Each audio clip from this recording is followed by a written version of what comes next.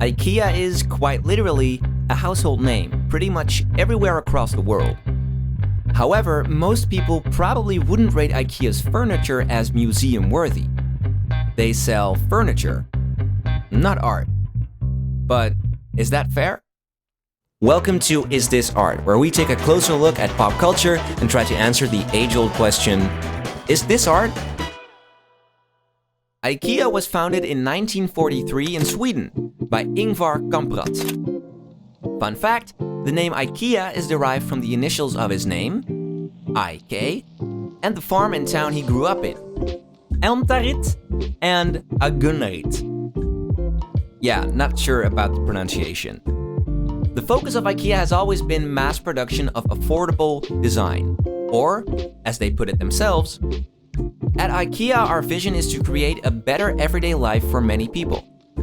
Our business idea supports this vision by offering a wide range of well-designed, functional home furnishing products at prices so low that as many people as possible will be able to afford them.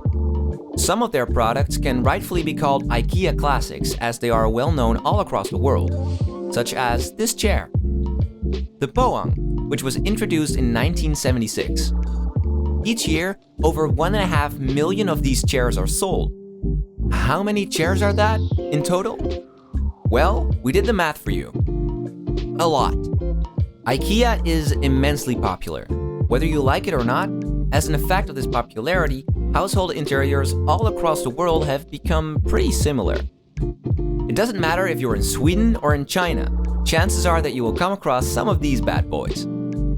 Though most people would say that IKEA's products have a design feel, they're not widely regarded as actual designer items.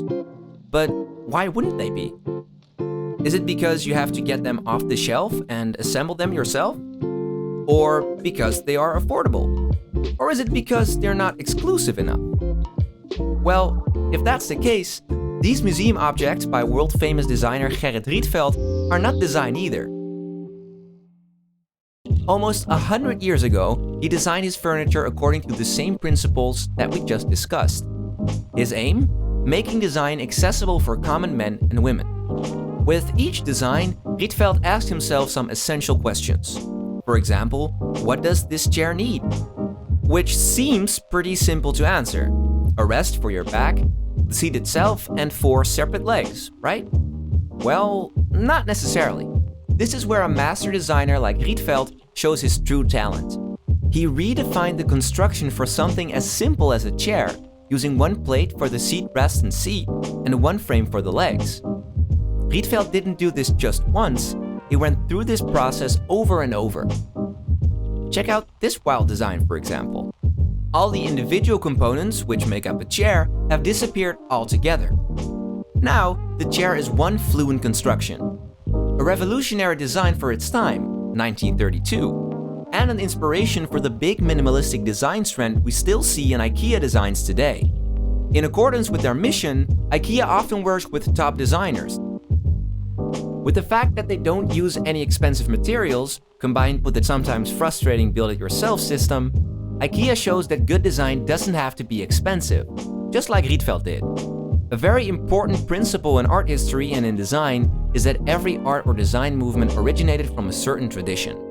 Even when a designer breaks with the tradition, he or she would not have been able to do so if that tradition was not there in the first place. This breaking with tradition creates distinctive designs that are linked to specific time periods. But sometimes, these designs get back into fashion and can be called something like retro or vintage design. Nowadays, IKEA even has its own museum showing all these distinctive timepieces. A place where you can look at all the designs celebrated as if they are art. But what do you think? Is it art?